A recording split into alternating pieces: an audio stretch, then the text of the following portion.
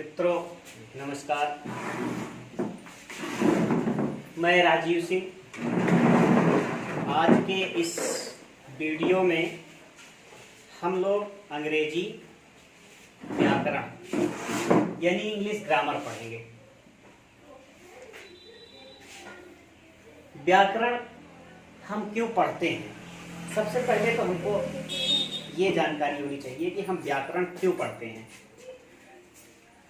तो व्याकरण के द्वारा हमें ये जानकारी मिलती है कि हम किसी भाषा को कैसे ठीक ठीक समझते हैं, बोलते हैं और लिखते हैं। हम एक एग्जाम्पल देते हैं।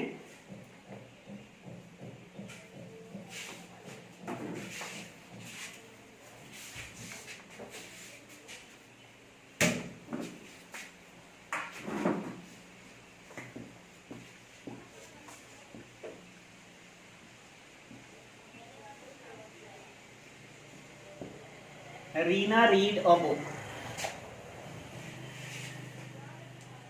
अब ये वाक्य हम देख रहे हैं, लिखा है, इसमें रीना एक सब्जेक्ट है, ये वर्ब है और ये इसका ऑब्जेक्ट है।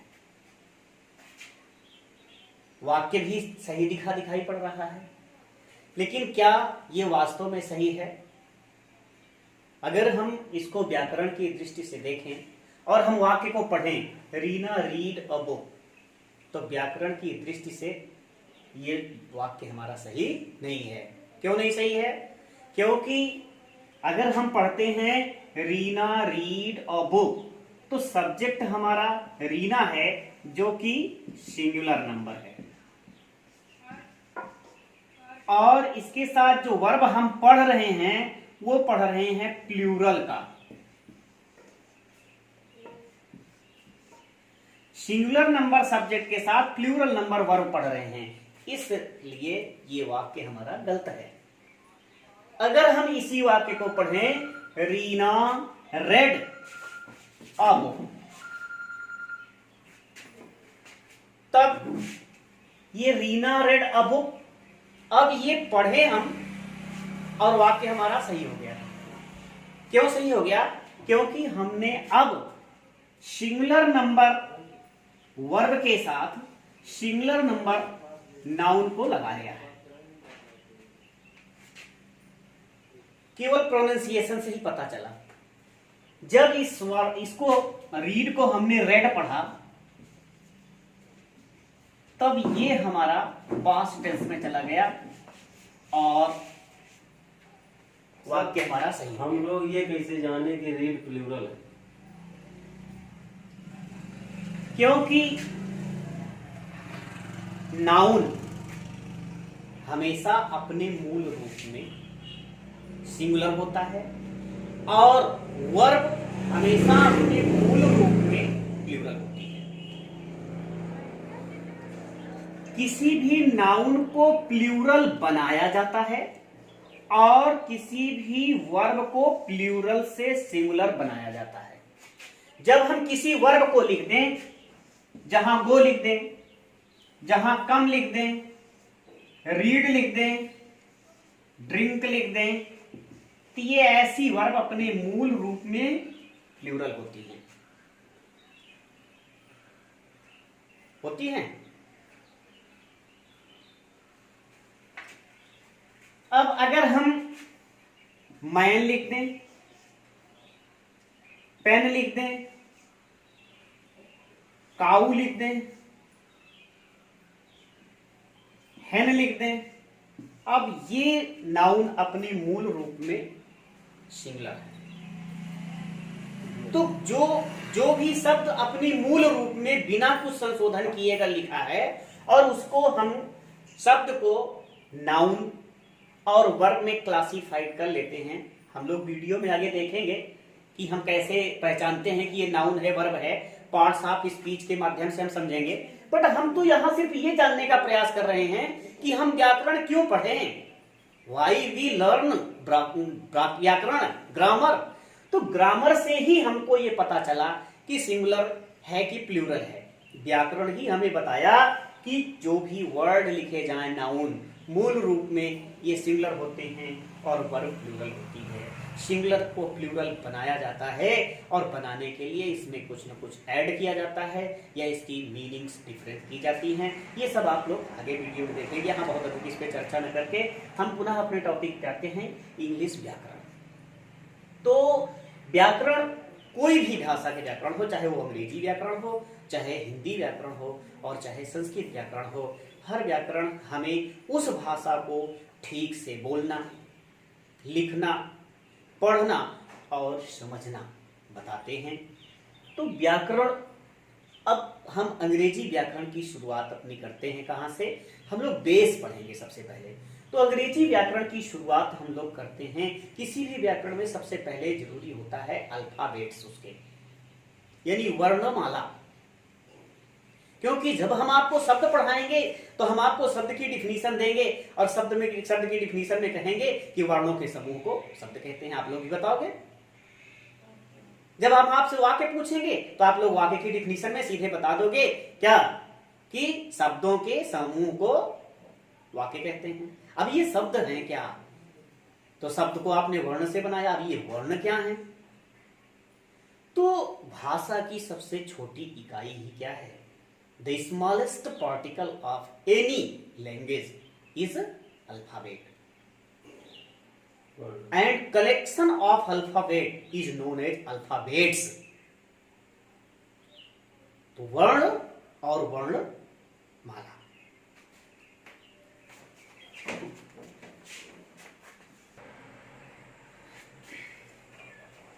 तो वर्ण और वर्णमाला, अंग्रेजी में इसे हम कहते हैं अल्फाबेट, और ये अल्फाबेट्स है।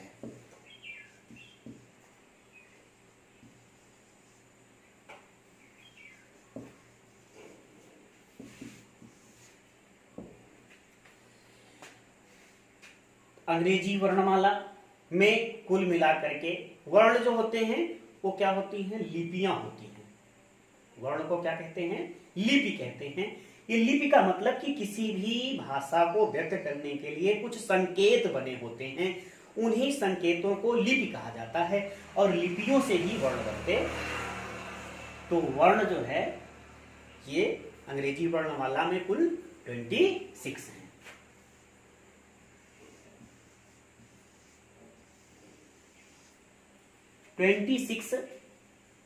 अल्फाबेट्स हैं। ये 26 में इनको दो पार्ट में बांटा गया है, वोवेल और कॉन्सोनेंट। वोवेल और कॉन्सोनेंट। Vowel, consonant. वोवेल किसे कहते हैं?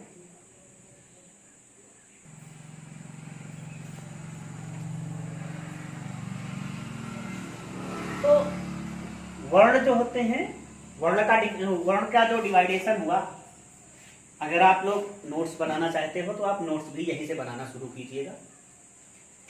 तो अल्फाबेट्स जो होते हैं, अल्फाबेट्स को दो पार्ट में बांटा गया है, वोवेल और कॉन्सोनेंट। अब वोवेल किसे कहते हैं और कॉन्सोनेंट किसे कहते हैं? वोवेल मीन्स स्वर। कुछ वर्ण ऐसे होते हैं जो बिना किसी के सहारे के ही उच्चरित हो जाते हैं, और कुछ वर्ण ऐसे होते हैं जिनको दूसरे की मदद लेनी पड़ती है। जैसे दो प्रकार के स्टूडेंट्स होते हैं। कुछ स्टूडेंट होते हैं जो बिना कहे अपने आप ही किताब खोल करके पढ़ते हैं, और कुछ स्टूडेंट ऐसे होते हैं जिनको कहना पड़ता है कि भैया पढ़ो, आपका सिलेबस पूरा करना है, आपको होमवर्क मिला है। तो ऐसे ही वोवेल जो होते हैं इनको किसी दूसरे वर्ण की आवश्यकता नहीं होती है बोलने के लिए, और कॉन्सोनेंट जो होते हैं इनको दूसरे वर्ण के बोलने की आवश्यकता होती है। अंग्रेजी वर्णमाला में कुल 5 ही वोवेल हैं, A, E, I, O, U. A, E, I, O, U 5 vowel हैं, और 5 के अलावा जो 21 बचे वो क्या है, कॉन्सोनेंट है। 21 कौन कौन से बचे, V, C, D, F, G, H, J, K, L, M, N, P, Q, R, S, T, V, W, X, Y, Z.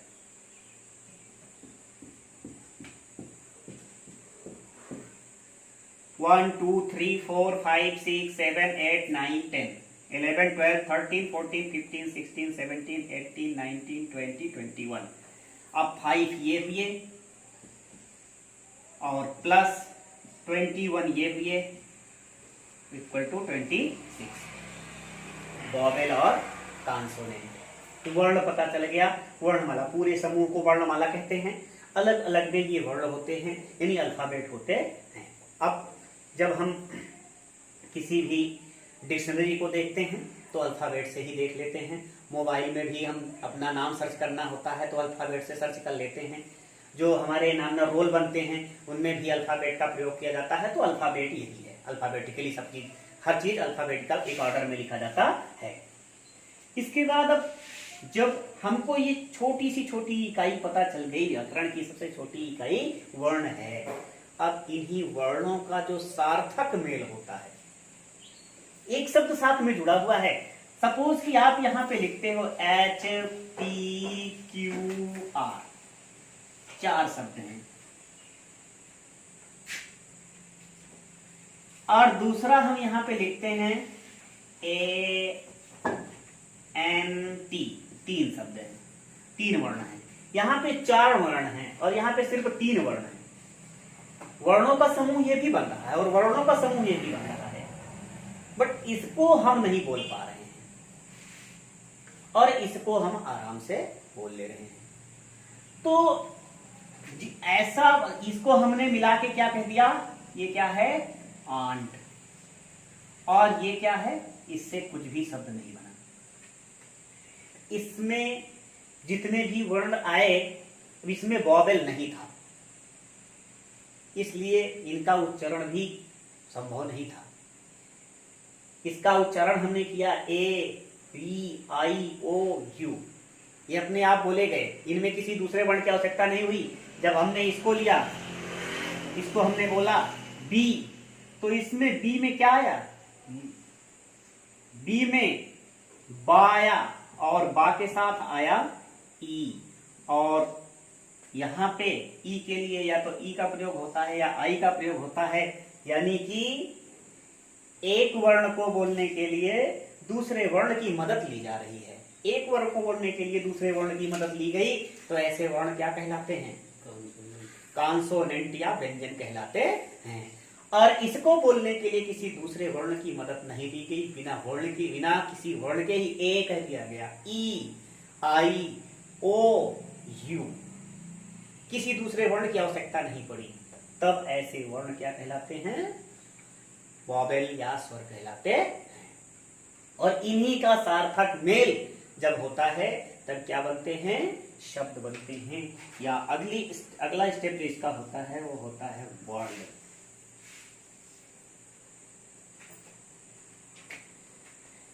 वर्ण जो है वो अल्फाबेट यानी वर्णों के समूह को ही क्या कहते हैं, वर्णों का समूह। एक शब्द जरूर जोड़ेंगे, वर्णों का समूह हो और वो भी सार्थक हो, किसी अर्थ में लिया गया हो, तो वर्णों के समूह को क्या कहते हैं, शब्द कहते हैं। और शब्दों का हिंदी व्याकरण जब हम पढ़ते तो शब्दों को 2 भागों में विभाजित किया गया, एक सार्थक और दूसरा निरर्थक। सार्थक शब्द होते हैं और निरर्थक शब्द। अंग्रेजी में ऐसा कुछ नहीं है, अंग्रेजी वर्णमाला की दृष्टि से और शब्द कोश की दृष्टि से बड़ी ही कमजोर है। इसमें शब्दों की भी कमी है और इसमें वर्णों की भी कमी है।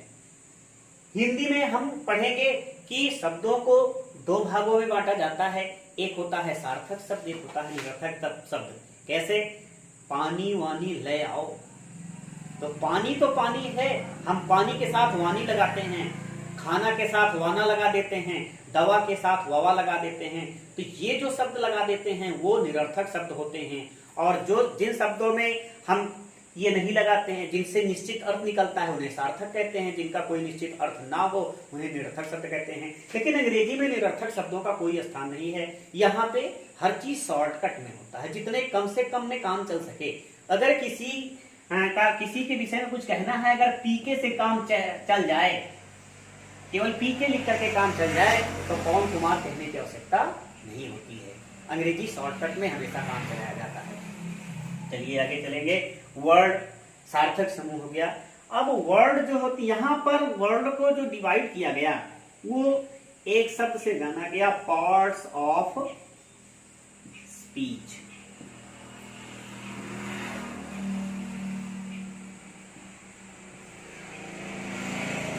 Parts of speech. अगर आपको इंग्लिश ग्रामर पढ़ना है, इंग्लिश व्याकरण अच्छे से तैयार करना है, तो आप कंपटीशन पॉइंट ऑफ व्यू से पढ़ना चाहें या फिर लैंग्वेज के दृष्टिकोण से पढ़ना चाहें, चाहे जिस भी दृष्टिकोण से पढ़ना चाहें, आपका अगर ये पार्ट मजबूत है, पार्ट्स ऑफ स्पीच का की आपको सही जानकारी है, तो आप चाहे स्पीकिंग सीखें, चाहे लैंग्वेज, चाहे जो भी, ये हर जगह मदद करता है। तो पार्ट्स ऑफ स्पीच हमको अपना बहुत ही स्ट्रांग करना चाहिए। हम कई वीडियो में आपको पार्ट्स ऑफ स्पीच के बारे में बताएंगे जहां तक संभव हो सकेगा। फिलहाल इस वीडियो में हम देखते हैं कि पार्ट्स ऑफ स्पीच हैं क्या। तो अंग्रेजी वर्णमाला, अंग्रेजी भाषा में पार्ट्स ऑफ स्पीच यानी शब्दों को का विभाजन कहा जाता है उन्हें। आइए शब्दों का विभाजन देखते हैं।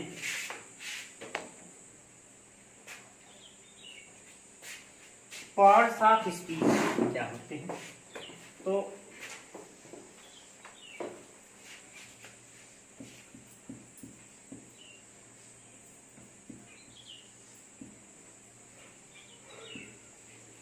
Noun, pronoun,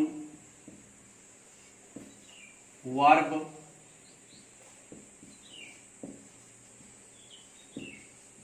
adjective, adverb,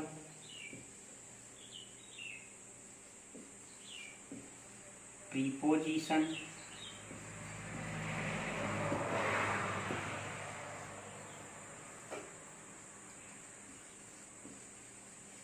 conjunction और इंटरजेक्शन।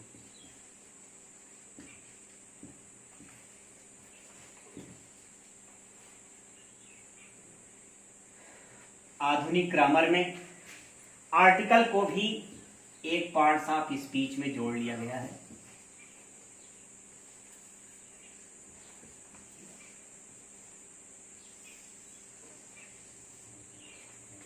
मूल पार्ट्स ऑफ स्पीच 8 हैं। Noun, pronoun, verb, adjective, adverb, preposition, conjunction और इंटरजेक्शन। नाउन मीन्स संज्ञा, प्रोनाउन मीन्स सर्वनाम, वर्ब मीन्स क्रिया, एडजेक्टिव मीन्स विशेषण, एडवर्ब मीन्स क्रिया विशेषण, हिंदी में इसी को अव्यय के नाम से जाना जाता है। प्रीपोजिशन संबंध सूचक, कंजंक्शन संयोजक, इंटरजेक्शन विस्मयादिबोधक और आर्टिकल को उपपद के नाम से जाना जाता है। जो मूल व्याकरण है, मूल व्याकरण में इसको पार्ट्स ऑफ स्पीच में नहीं रखा गया है, इसको अलग से पढ़ा जाता है। बट आधुनिक ग्रामर में आर्टिकल को भी एक पार्ट्स ऑफ स्पीच बताते हैं कुछ व्याकरण के लोग, और कुछ लोग इसको अलग ही रखते हैं। पढ़ना है आर्टिकल भी अपने को। चलिए सबसे पहले हम इन पार्ट्स ऑफ स्पीच के विषय में जानते हैं। इसका पहला parts of speech noun. Noun means, Hindi में इसे संज्ञा कहते हैं। और संज्ञा जो होता है उसकी जो डिफिनीशन बनती है, हिंदी में परिभाषा हम लोग पढ़े हैं हिंदी के व्याकरण में, कि संज्ञा स्थान, भाव, वस्तु अथवा किसी व्यक्ति के नाम को संज्ञा कहा जाता है। अंग्रेजी में noun is the name of any person,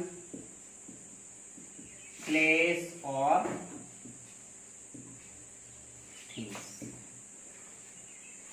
व्यक्ति, वस्तु या स्थान के नाम को संज्ञा कहते हैं। एग्जाम्पल,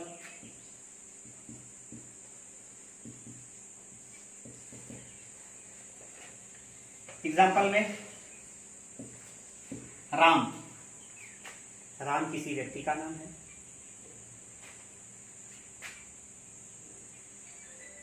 पेन कोई वस्तु है। आगरा स्थान है। ईटी, ये नाम से, स्थान के और वस्तु के नाम से जिस शब्द से इन चीजों का बोध होता है, यानी जिन शब्दों से किसी व्यक्ति के नाम का बोध हो या किसी स्थान का बोध हो या किसी वस्तु का बोध हो, तो उन्हीं शब्दों को क्या कहते हैं? नाउन कहते हैं। नाउन। अब नाउन को हम सबसे पहले जाने कि नाउन क्या होता है। तो नाउन तो पता चल गया कि नाउन जो है वो किसी व्यक्ति का नाम है, किसी वस्तु का नाम है, किसी स्थान का नाम है। जैसे राम है, श्याम है, मोहन है, गीता है और भी तमाम नाम है। जितने भी नाम आप गिनाते चलो जिनसे आपको नाम का पता चले कि हाँ ये नाम होगा, रीता है, सीता है, तो वो और काऊ है, गोट है, ये भी जीव के ही नाम है। जीव के नाम। किसी पेड़ का आप नाम ले लो, किसी स्थान का नाम ले लो, स्थान में भी कोई भी ले लो। आगरा है, प्रतापगढ़ है, कानपुर है, इंडिया है, ईटीसी। और वस्तु का नाम ले लो, कोई भी वस्तु आप लोगे, मेज है, कुर्सी है, कार है। तो जो भी नाम से जुड़े हों, यानी जिन शब्दों से हमको ये पता चले कि ये किसी भी चीज का नाम है, वो हर नाम जो होता है वो क्या होता है? नाउन या संज्ञा कहलाता है। नाउन। अब नाउन हम पार्ट्स ऑफ स्पीच में नाउन का पढ़ें क्यों? एक हमारे दिमाग में ये भी बात आ सकती है कि आखिर इसको हम काहे को पढ़ें, क्या मतलब है इसको पढ़ने से, इसका कहाँ जरूरत पड़ेगा? किसी भी कंपटीशन में कहीं पूछा नहीं जाता है कि इस समय वो नाउन क्या है, तो इसको हम क्यों पढ़ें? तो केवल हमने बेस तैयार किया है, बेस में नाउन। अब नाउन में हम जब नाउन काइंड्स पढ़ेंगे, जहां से नाउन काइंड्स पढ़ना शुरू कर देंगे, वहीं से हम समझिए कि कंपटीशन से टच होने लगे। अब आप यहां पे वन लाइनर क्वेश्चन तैयार कर सकते हैं। वन लाइनर क्वेश्चन जैसे आ सकते हैं, वन लाइनर क्वेश्चन में आपको दे दिया these are the parts of speech, one of them is no any parts of speech, और दे दिए इसमें से 3 दे दिए और चौथा कोई अलग से दूसरा शब्द ला के दे दिए। तो आप वन लाइनर क्वेश्चन भी इससे तैयार कर सकते हैं। फिर नाउन काइंड्स पढ़ेंगे, फिर नाउन फंक्शन पढ़ेंगे। नाउन के कार्य क्या होते हैं? नाउन कई कार्य करता है, एक ही नाउन 6 कार्य करता है। तो वो सब हम अगले पार्ट्स में पढ़ेंगे। फिलहाल हम ये पढ़ लिए। अब नाउन काइंड्स की बात आती है।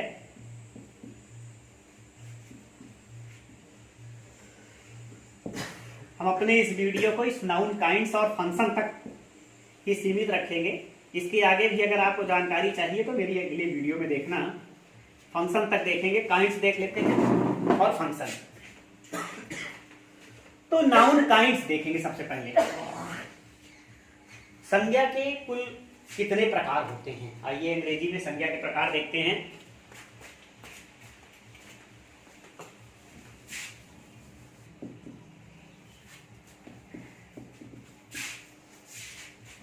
नाउन टाइप्स, संज्ञा के प्रकार। तो संज्ञा के कितने प्रकार होते हैं? प्रॉपर नाउन, कॉमन नाउन,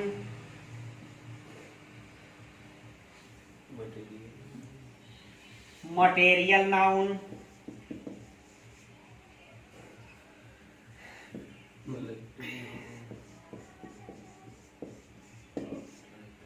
और एब्स्ट्रैक्ट नाउन।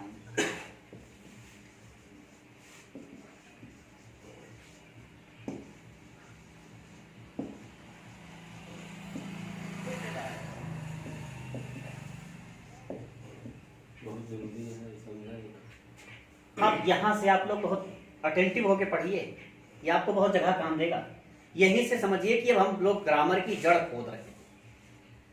ये एकदम बेस है। तो सब याद करेगा। हाँ, समझे। प्रॉपर नाउन सबसे पहले पढ़ते हैं। प्रॉपर क्या होता है? प्रॉपर शब्द ही जो है, प्रॉपर मीन्स क्या होता है? कहते हैं हम लोग कि अभी हम लोग प्रॉपर वे पे नहीं जा रहे हैं, फिर कोई विशेष। प्रॉपर मीन्स होता है विशेष।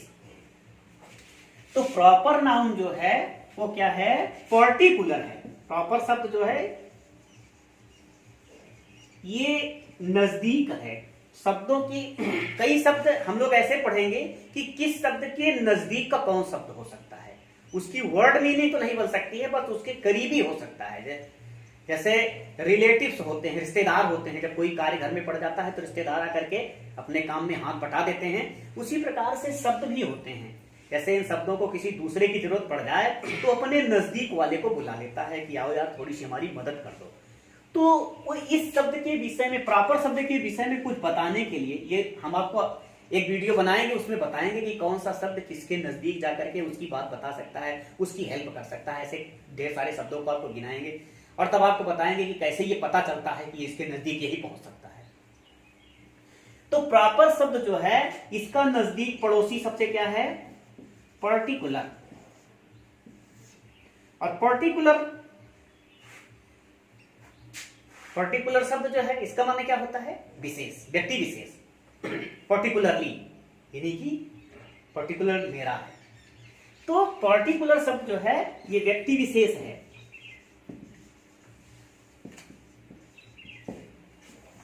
और व्यक्ति विशेष यानी नाउन हो गया। तो किसी प्रॉपर नाउन क्या हो गया? Proper noun is a particular name. Name तो पहले ही जोड़ सकते हैं। Noun is the name. तो नेम शब्द वहां से हमने लिया, इसकी नाउन की डिफिनेशन से ले लिया। और इसके जो निकटतम शब्द था वो हुआ पर्टिकुलर, और इसी से डिफिनेशन बन गई। कोई भी परिभाषा जब आप परि माने क्या होता है? परि माने चारों ओर, आभासा आभास हो जाए, शब्दों का वह समूह जिससे उसके चारों ओर के अर्थ का आभास हो जाए, वही परिभाषा होती है। तो परिभाषा में उसकी पूरी व्याख्या आ जाती है। तो परिभाषा वही होनी चाहिए जिसमें उसके पूरे कॉन्सेप्ट क्लियर हो जाएं। अब कॉन्सेप्ट इसी से क्लियर हो रहा है कि proper noun is the name of any particular person और प्लेस। किसी व्यक्ति या स्थान विशेष के नाम को प्रॉपर नाउन कहते हैं।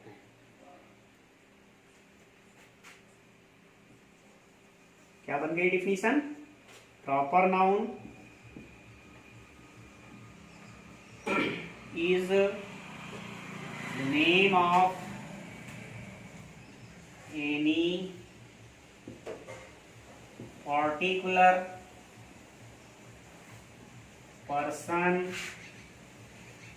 or place। पर्टिकुलर पर्सन मतलब एग्जाम्पल में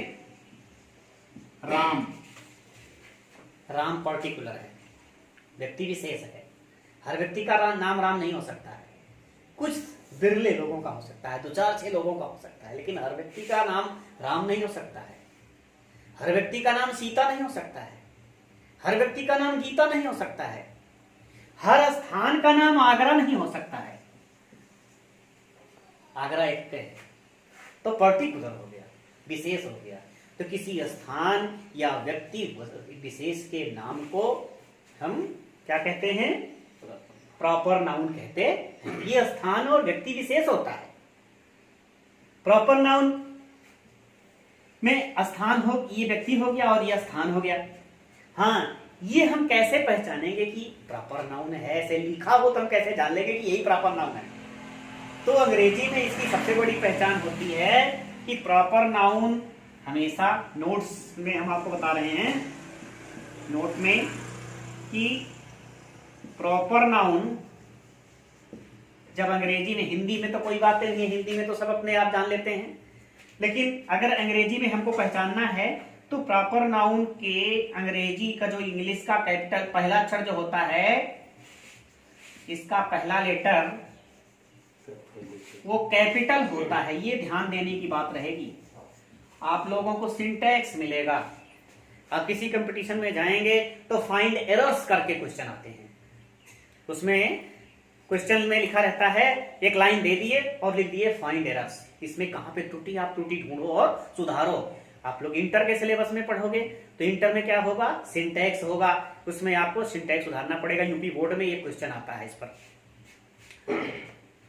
चलिए, जैसे हमने लिखा राम, तो राम का पहला अक्षर चाहे ये राम चाहे बीच में आए और चाहे किनारे पे आए, चाहे इसके वाक्य की शुरुआत हो और चाहे वाक्य के बीच में कहीं भी आए।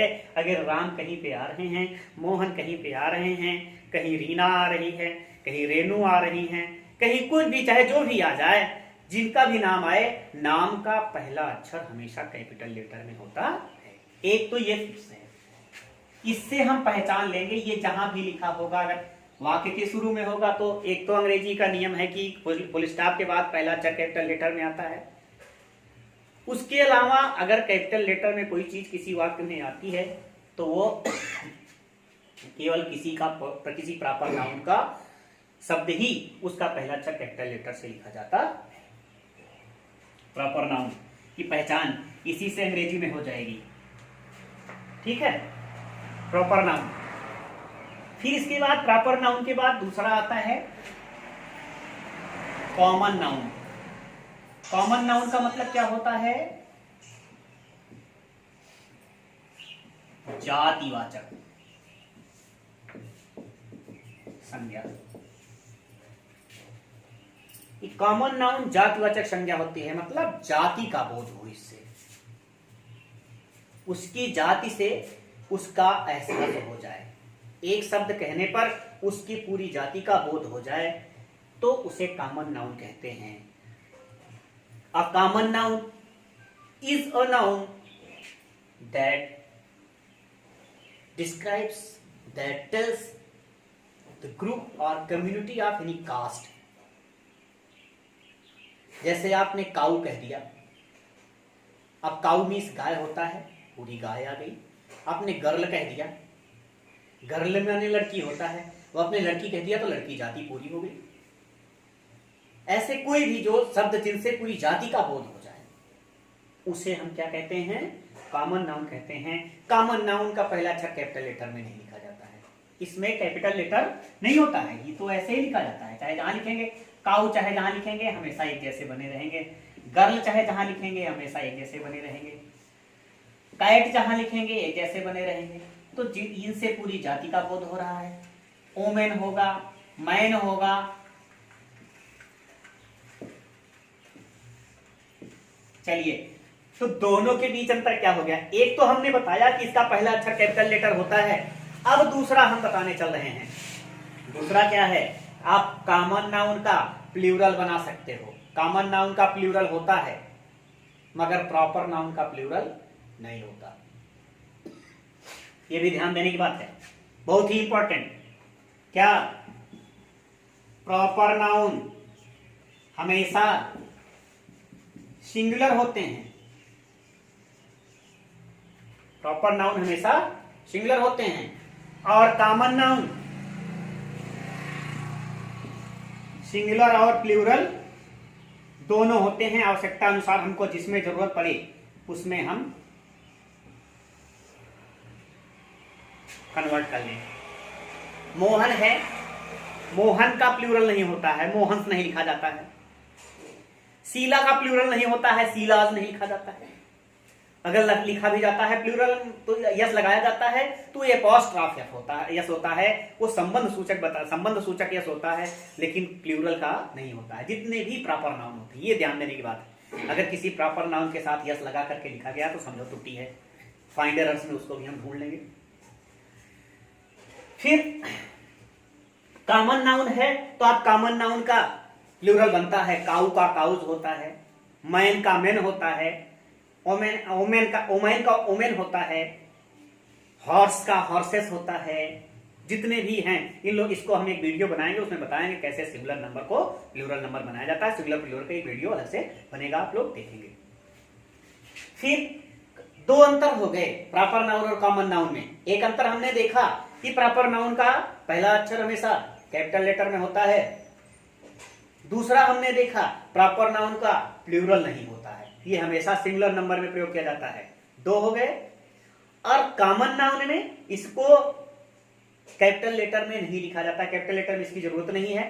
स्टार्टिंग होती है इससे तो कैपिटल लेटर लिखा जाता है, किसी वाक्य की शुरुआत में कैपिटल लेटर का प्रयोग किया जाता है, वो दूसरा नियम है। और इसका सिंगुलर और प्लूरल दोनों होता है। आवश्यकता अनुसार हम सिंगुलर भी कर सकते हैं, सिंगुलर जो हमको जरूरत हो सिंगुलर में प्रयोग करें और प्लूरल में जरूरत हो तो प्लूरल में इसका प्रयोग करें। चलिए, दो नाउन हो गए। अब तीसरा noun material noun, collective noun और अब्स्ट्रैक्ट नाउन। क्योंकि वीडियो हमारी थोड़ा बड़ी हो जा रही है, इसलिए अब हम इन तीनों नाउन का अध्ययन अपनी इसी क्रम में अगले वीडियो में करेंगे। यहां तक इस वीडियो में यही ना समाप्त करते हैं। धन्यवाद।